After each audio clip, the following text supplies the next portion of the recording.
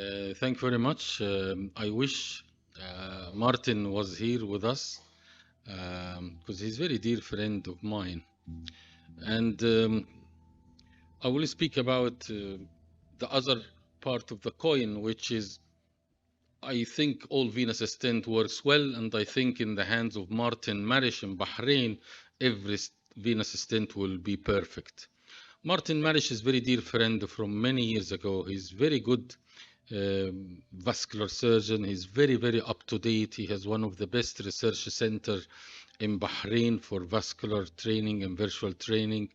He really liked to work state of the art, and I couldn't agree more with all the points he said in his presentation. He mentioned dedicated venous stent is essential, but he didn't mention which one we have in the market that it is dedicated venous stent.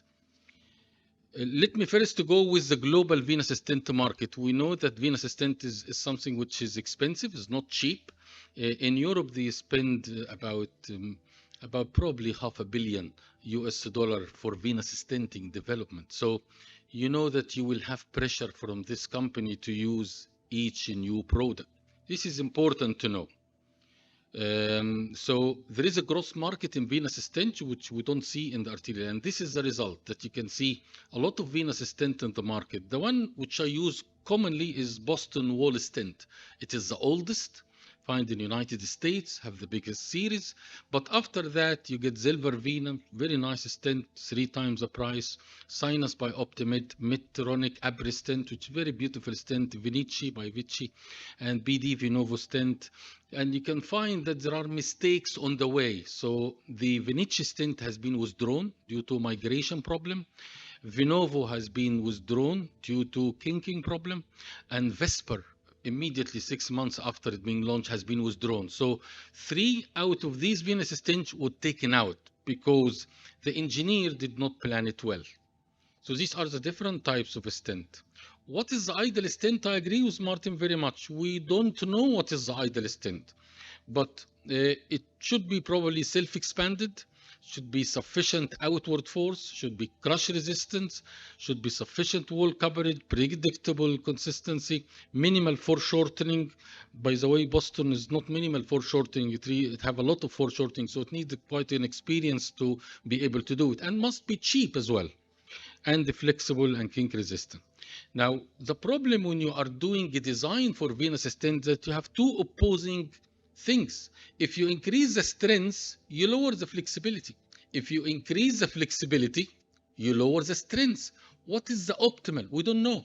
So it's a trial and error. So you can see out of the 10 types of venous stent in the market, 3 of them were been taken out due to mistakes in this equation.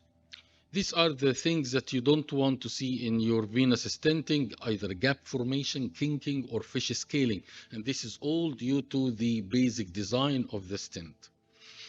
So crush resistance is absolutely needed. These are the different types of stent. You can see there is no standardization. Open cell design, closed cell design, some of them with taper to avoid the contralateral occlusion. Some of them have wiring, nitinol, laser cut, polished and non-polished. So you can see there is a wide variety of venous stent. None of them have drug-eluting technology, and this is for the God's sake, not to increase the option. This is to compare the crush resistance with different type of stent, but this is not the verdict. If you have a good stent which avoid crushing, your verdict is quality of life. Sometimes quality of life is the same. So we don't apply logic, we apply science. So there is no head-to-head study between 2 venous stents. It can't be made. You can't make Zilver-Vena compared to Boston Wall stent. It wouldn't be done. So you don't know which one is better. And you can see the result of this one and the result of this one. And mostly of them, they have the result of patency. Well, my experience in venous stenting is actually in this slide. It does not mean which venous stent that you have used that your success is high. No. Clinical experience, if you have a good inflow, a good flow from common femoral vein and profunda. Believe me, if you have no inflow from common femoral and profunda, whatever stent you use, there is no flow. It will just occlude the second day, if not the same day. So number 1, the quality of the blood in the inflow. And the outflow track, there is no problem in the IVC higher up. There is no problem after you put your stent. And the anticoagulation decision making. This is even more important than your decision which stent to use. You have to be clever. When to use an antiplatelet, which antiplatelet, how long, which anticoagulation, and how long. And this is really a secret weapon in your success. And I would say the type of a stent is less than 10% of your success story, which is a conduit. And this is less than 10%. So my opinion is any type of venous stent in good clinician, with good knowledge of inflow and outflow track, with good knowledge of anticoagulation target strategy for a specific patient will definitely do well. So this is the summary of my clinical experience with venous stenting. Well, stent, I have used it a lot. It is cheaper than other option, has been done in United States, still being used up till now. We didn't see a really drastic problem with it. And if you go to American Venous Registry, there is around 1,000 cases of venous stenting with, I think, a 5-year patency rate of 85%, which is quite remarkable. It has been present for many years and it's widely studied venous stent. Actually, is a commonly studied venous stent. So what dedicated venous stent? I don't think it matters. I think what matters, inflow, outflow, your anticoagulation policy, and your skills to use IVIS and when to put the stent and how much to inflate it and which diameter, rather than a specific stent. I wouldn't say that Silver Vena is the best than other, and there is no head-to-head study in venous stenting. There is no even randomized controlled trial, double-blind study to compare which one is best. So if you have an evidence, there is no evidence. If you tell me Silver Vena is the best, there is no, what is your evidence? There is nothing. So this is the dedicated venous stent.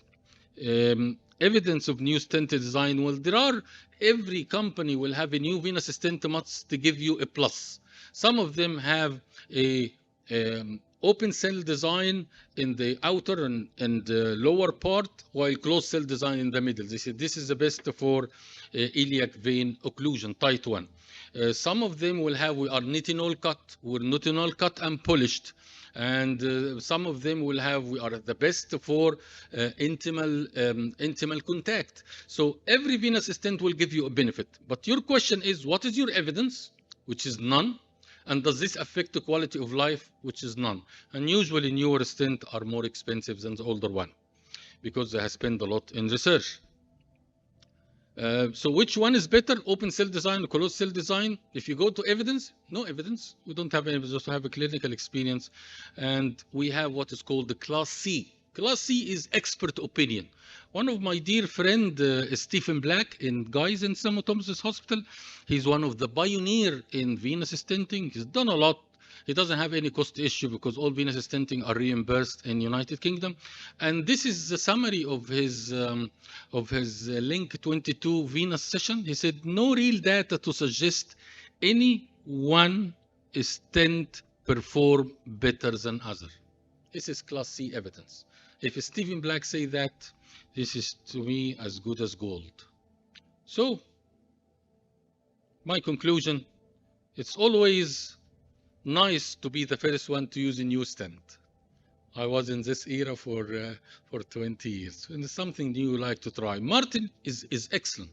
Martin really have one of the best venous centers in the Middle East. I went and I've seen it, and he's really dedicated in venous intervention. And again, I like to say to Martin, in your hand, any venous stent will be the best. And after a while, it comes to question, is it really better? I haven't added any benefit to the patient regarding quality of life? And then what data support what you have done? And thank you very much.